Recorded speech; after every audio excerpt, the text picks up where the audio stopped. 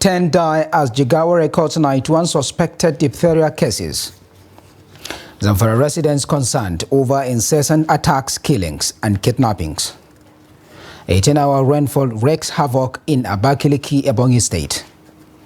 And away from Nigeria, blast kills 34 at illegal fuel depot in Benin Republic. Hello and welcome to Trust News Update. I am Abdurrahman Umar. Thanks for joining.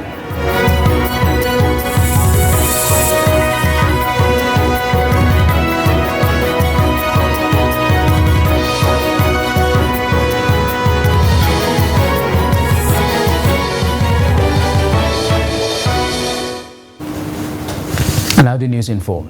The Jigawa State Ministry of Health has confirmed the death of 10 people from a suspected case of diphtheria disease, which has been recorded in 14 local government areas in the state.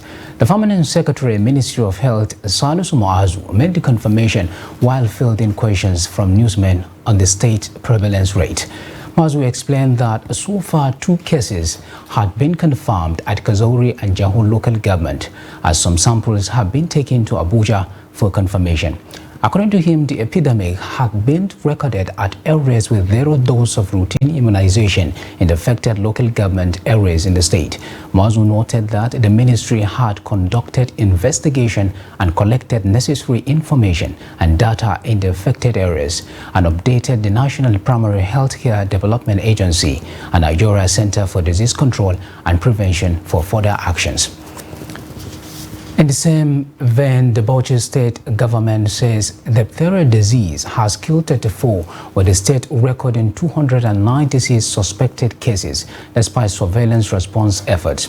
The executive chairman of the State Primary Health Care Development Agency, Rulwan Mohammed, made the disclosure while giving an update on the diphtheria outbreak in the state. The report. The primary healthcare boss explained that 11 local government areas have confirmed the outbreak of the disease with 8 new cases. He says health workers are still collecting samples for the suspected cases, while those confirmed are receiving treatment at the designated centers in Jama'are local council area. Now, government decided that we should also look at the state that the infection is coming up, outbreak is coming up. So that's why we selected another 10 states. 10 local government that we're going to carry out work. And that is coming in the next 3 weeks. We are gathering information. We are doing macro planning and macro census to see how many children we are going to vaccinate so that we'll be able to get them vaccinated. Mohammed maintained that one of the major setbacks is the rejection of vaccination by people, adding that vaccines reduce chances of being infected. There's no reason why people will not accept this vaccination. Because it's not polio where they suspected that they put something like infertility. But this one is that people rejected the vaccination because of selfish interests. He also disclosed that the federal government and other health partners are working to arrest further spread of the disease in the affected local government areas, noting that awareness campaign on the disease is ongoing in the other 9 local councils areas of the state. Adam Imam, Trust TV News, Bauchi. The incessant attacks, killings and kidnappings on the Funchua-Gusau Highway remains militating factors against the socio-economic growth and development of the area. As residents grapple with poverty and unemployment, the recent abduction of some female students of the Federal University Gusau by suspected bandits re-emphasizes the need for a robust security measure that will guarantee the safety of life and property. Report. It was a Black Friday for students of the Federal University of Gusau as they woke up to the unpleasant news of the abduction of their female colleagues at the Sabangida community a few meters away from their school.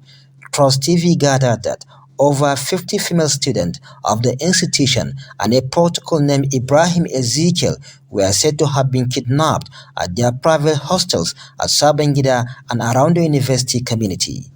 Garba Buge, who is one of the security personnel of the university and an eyewitness, narrated his ordeal. When I heard the sound of gunshot, I thought my colleagues were the ones shooting, but later I found out that armed bandits were coming to the community. When I sighted them, I hid somewhere and reasoned that if I attempted to shoot at them, they would kill me. The armed bandits came in large numbers into the community on foot. They left their motorcycles somewhere outside the community. They carried deadly weapons. They started shooting sporadically to scare people away. They even shot at me, but the bullet only passed through my shirt but did not touch my body. I saw the armed bandit kidnapping the female student and taking them out of the community. The female students were many, but I cannot say the exact number abducted into the forest.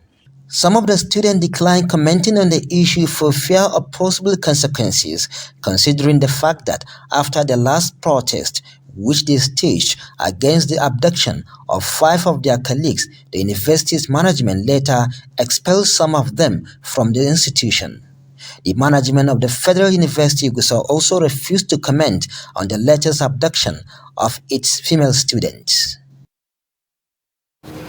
The police said it will deploy adequate personnel, including plainclothes officers, for the governorship elections in Kogi, Imo, and Bayelsa states slated for November 11th. The first public relations officer, Olumuyiwa Adejobi, who disclosed this in an interview with The Punch, said some anti-riot equipment such as tear gas canisters, water cannons, armored personnel, carriers, and drones would be used by policemen during the elections. Adejobi disclosed that the leadership of the police had held several meetings with the Independent National Electoral Commission at the level of a committee co-chaired by the Inspector General of Police, Kayode Ebetokun, and the INEC Chairman, Prof. Mahmoud Yakubu. With about 7 weeks to the off-season elections, there is palpable political tension in the 3 states. In the meantime, the Lagos State Governorship Election Tribunal is set to deliver judgment on Monday, September 25th, on the petitions filed by the governorship candidate of the Labour Party, Badebo Roth-Vivo, and his counterpart of the People's Democratic Party, PDP, Olajide Adediran, popularly known as Jandor. The Justice Arum Ashom-led panel communicated this message to parties on Saturday. Roth-Vivo and Jandor are challenging the return of Governor Babajide Sanwo-Olu and Deputy Governor Obafemi Hamzat of the All Progressives Congress APC in the March 18 governorship election in Lagos State by the Independent National Electoral Commission INEC. On August 12th, lawyers in the petitions adopted their final written addresses before the tribunal. Now, the Benue State Governorship Election Petition Tribunal sitting in Makurdi has upheld the election of Governor Hyacinthe Alia of the All Progressives Congress. In a unanimous decision delivered by the 3 justices, the court submitted that it has no jurisdiction to entertain the case. Jimmy Azandi reports. Reacting to the judgment, counsels to the APC and Governor Alia say both parties have done what is right within the judicial system. Tribunal held that it was affected by the principle of res judicata. It was an abuse of process, and that the tribunal had no jurisdiction. And to that effect, they not only held that they had no jurisdiction, but in terms of the merit, they dismissed the petition. I can see that all the issues that were tabled by the respective parties, both the petitioners and the respondents, were all resolved. So in effect, they have affirmed the decision of the good people of Benue State, which they came up with on the 18th of March by electing Reverend Father Alia as the governor of Benue State. Also, the APC, through its publicity secretary, said the petitioner had no case, as he also urged the opposition to join hands in the development of Benue State. To also thank the tribunal for taking a decision that is in alignment with the aspiration of the majority of Benue people. They voted massively for Father Alia and myself, and this has been affirmed today. So we thank the tribunal for giving us justice. The court just affirmed what happened at the polls. We are happy. We knew we had a strong case. We knew that the mandate given to our party and the government was unshaken, it was solid ground. And so we had no worries at all. And the court just affirmed what we say we believed in, and throughout dismissed the case. So we are happy, we're elated. And we want to call on the opposition to join hands with our administration, the to develop the state. They had no case at all because the money was freely given to us by the people. The tribunal dismissed the petition of the People's Democratic Party and its governorship candidate Taitu Suba, challenging the election held on March 18, on the grounds that it lacked the constitutional powers to do so. Counsel to PDP and its candidate Taitu Suba declined comments on the outcome of the case. Jimmy Azandi, Trust TV News, Makurdi. The lawmaker representing Pankshin, Kenke Kanam Federal Constituency of Plateau State in the House of Representatives, Yusuf Adamu Gagdi, has described the recent judgment by the Plateau State Gubernatorial Election Tribunal as a minor setback in the broader political landscape. The tribunal had dismissed the petition filed by the All Progressives Congress APC candidate Nentawe Yirwada for lacking merit and upheld the election of Caleb Mufwang of the People's Democratic Party PDP as the governor of the state. In a statement in Abuja on Saturday, Gagdi said, while the judgment represented a temporary setback, it did not shake his unwavering faith in the justice system. Gagdi, who also serves as chairman of the House Committee on Navy, emphasized that the outcome was just one pace in the electoral process, adding that the journey for justice is far from over. Now, 18-hour rainfall has caused Ikudiba river streams and water channels in Abakaliki, the Ebonyi state capital, and its environs to overflow into residential areas, roads and farms on Saturday morning. The rain started at about 7 p.m. on Friday and stopped on Saturday's morning around 6 a.m. Daily Trust observed that Salt Lake Hotel, located in the Abakaliki metropolis, was affected by the flood as guests who lodged in the rooms were trapped on Saturday morning. Our correspondent who visited the area reports that the swimming pool site, bar and vehicles parked in the hotel were submerged in the flood. Also affected were Catholic school known as St. Teresa Secondary and Primary Schools and a fish pond both located in Edo Street, Abakaliki metropolis. Other areas hit by the flood were buildings along the watercourse of Odinsi River, some section of Centenary City along Abakaliki Ogoja Road in the city capital. However, no official statement has been issued by the state government. You're watching News Update on Trust TV, coming off after the break. We take a look at varying opinions on the concept of joint account by couples. More news when we return. Do stay with us.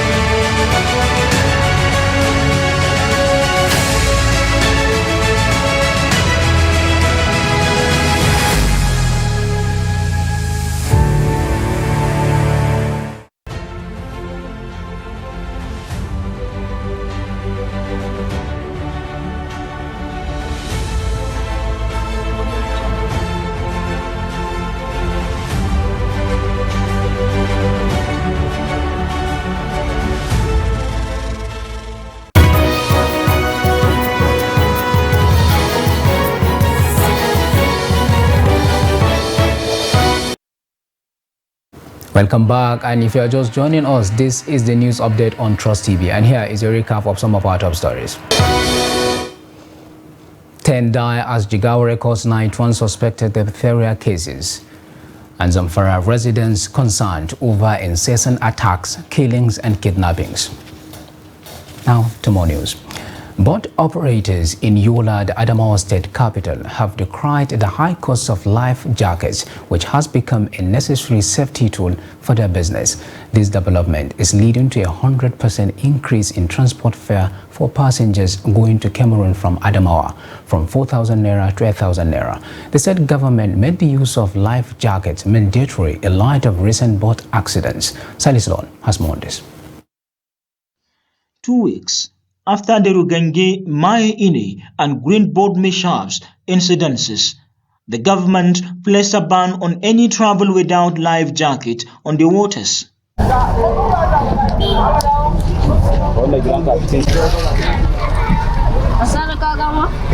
It is a journey that boat operators and passengers believe is expensive.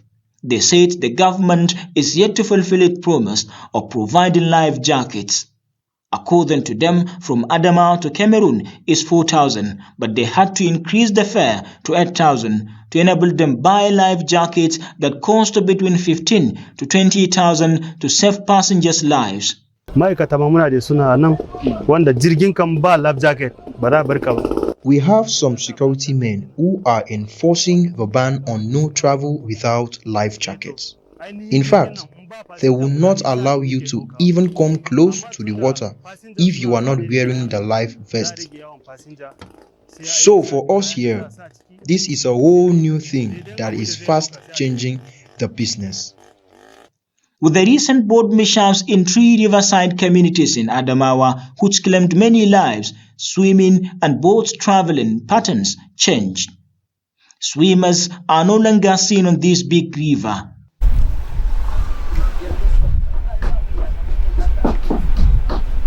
Abubakar Umar is a boat operator who said he have not traveled for 1 week due to his inability to buy life jackets for the safety of his passengers. He called on the government to fulfill its promise.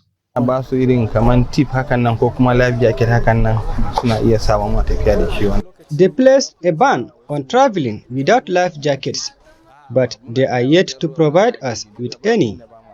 Before the ban, we used tubes as a safety measure, but it is not working anymore.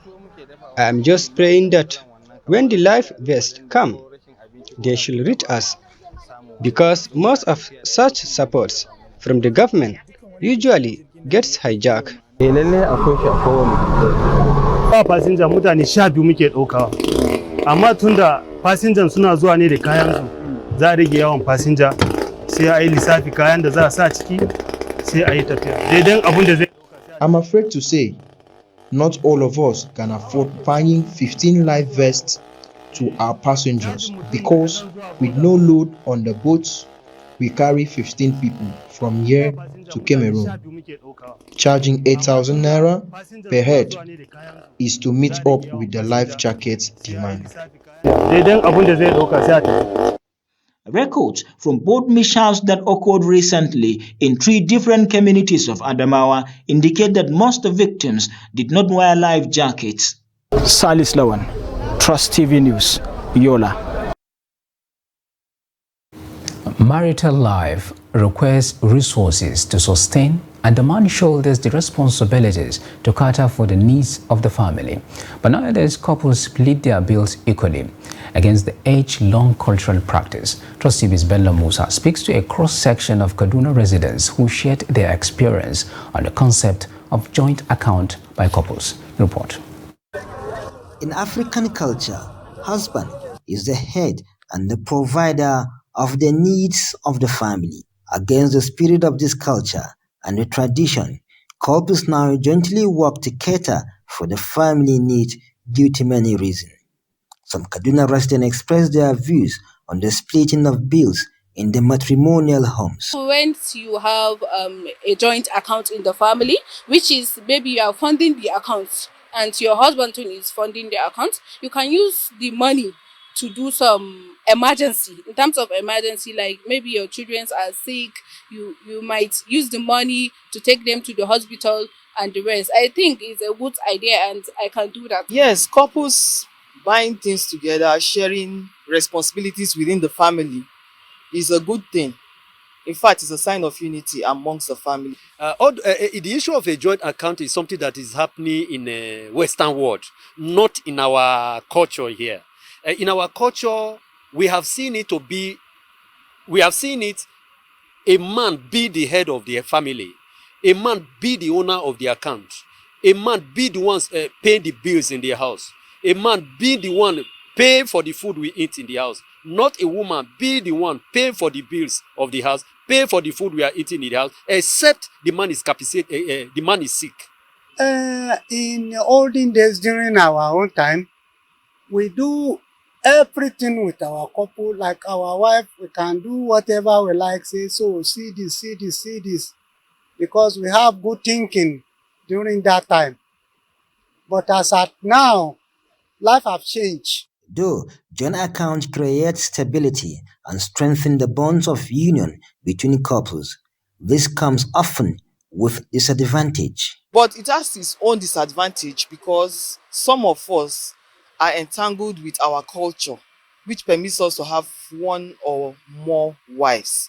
What if I build my home with my husband and build a house together, and later he comes up that he wants to get married? Will I allow him come bring the woman to my house? No. I am a clear testimony. I did that with my wife. We are still together. But unfortunately, once there is a discord, once there is disagreement, it affects even the account you tend to develop as a result, with a view, to take care of the problem that will emerge, within the family. Okay, let's come to that aspect. And this woman wants to assist her mother. They say, only my mother needs some money. I want to take from that account. I want to send to my mother. The husband will spring up the same idea. Only my mother equally need money. I want to take from that account and send to my mother. Many say it is against the African culture to allow women fend for the family. Bella Musa, Trust TV News, Kaduna. And now away from Nigeria, at least 35 people were killed when a contraband fuel dump burst into flames in southern Benin Republic near the border with Nigeria. Interim Minister Alassane Seidu said the fire occurred in the town of Semipoji, adding that 35 deaths, including 2 babies, were recorded. The minister said another 20 people were being treated in hospital, including some in a serious condition. Reports say the fire broke out on Saturday at a warehouse for smuggled fuel in the town of Semipoji, near the border with Nigeria, where cars, motorbikes and tricycle taxis came to stock up on fuel. Fuel smuggling is common along Benin's border with Nigeria, a major oil producer. Illegal refineries, fuel dumps and pipelines have sprung up in border towns, sometimes causing fire. The Justice Ministry said it has launched an investigation to determine the cause of the fire. And now, finally on sports news, Nigeria emerged as the overall champion of the 2023 ITTF African Para Championships, which ended on Saturday, September 23rd, 2023 in Giza, Egypt. The 3-day tournament had hosted Egypt, Algeria, Nigeria, Mauritius, Cameroon, South Africa, Kenya and Cote d'Ivoire competing in the singles, doubles and mixed doubles events. Nigeria carried home 12 gold medals to dethrone Egypt as the new para-table tennis champion in Africa. The Nigerians asserted themselves as the new heavyweights in the continent's para-table tennis by dominating the singles event to pick up most of the tickets to the Paris 2024 Paralympic Games. The President, African Table Tennis Federation (ATTF), Khalid El Said, commended all the participating teams and described the tournament as a success, especially with the facilities and hospitality provided by the Egyptian Table Tennis Federation (ETTF). And with that, we have come to the end of Trust News Update. Do not forget to follow us across all our media platforms and our YouTube live stream. I am Abdurrahman Omar. Thanks for watching. Bye for now.